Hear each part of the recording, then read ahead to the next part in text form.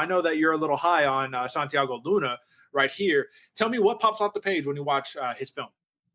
Ooh, aggressiveness, Derek. This boy is bringing the fight. You want to talk about it, man? We were saying before that Mexican heritage. We have a Mexican fighter right here who's going to be bringing that aggressiveness, looking to get in your face, and you can see it even when he's fighting. He's mean, he's mad, he's in there, he's looking to hurt his opponent. That's one thing that pops off the page for me, man. I really love this boy coming in here. Border boy too. He's proud of where he's from. It's going to be a very fun fight between these two.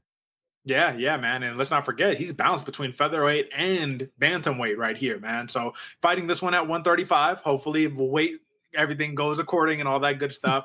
But yeah, man, he's got it all, right? He's got big power. He can put the backpack on you. He can grapple. He can do a little bit of everything.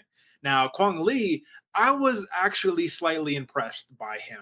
Now, you have not had the greatest run thus far, right? You lost to Chris Gutierrez, Xiaolong. You got that submission win over Gaston Bolaños, and that just goes to show that he's racked up a little bit of experience, got some of those jitters out the way, and when it comes down to putting on a grappling clinic, like the man can do it, man. He's averaging 3 takedowns per 15 minutes.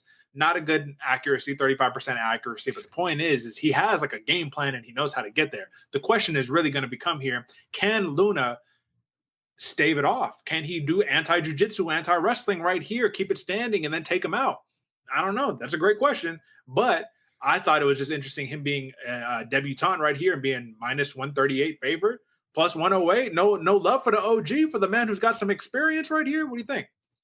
I think what did it, Derek, or at least in my eyes, what kind of made me think Luna was going to be the favorite right here was the style in which they're kind of both going for it, right? Like when you're presented with being able to fight the way you want to fight. We've seen Quang Lee have a little bit more of a reserved, a little bit more patient. I'm going to see how things are going. I'm going to attack on what's best analyzed from what I'm able to see and gather. Yeah. Whereas Santiago Luna, he's just going in there for blood. He's gonna no matter what, he's just gonna demolish. That is his goal. And I think that's where a lot of people are looking for Santiago Luna to be the one pushing the pressure, putting the violence on the pace. And if Quang Lee is able to find those moments, that's where I think he's going to be able to turn the tide of the fight.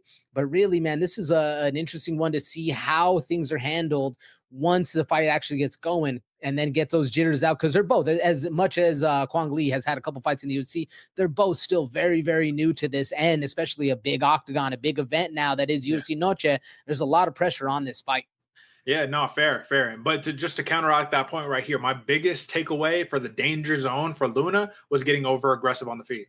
You know what I mean? Overextending on an entry. And then that's where it leads to come in and try to take the back. You know what I mean? So it's a matter of who can implement their game plan and who can get to it first. It's pretty much as simple as that. But I think that this is going to be a one that if we can't agree on Victor, I think that we may be able to agree on total. I currently have it right here. Let me pull it up. Sorry. Let me see the total. Yeah, 2.5. Minus 140 for the over, plus 110 for the under. I like the over. I think this one gets extended. How do you see it?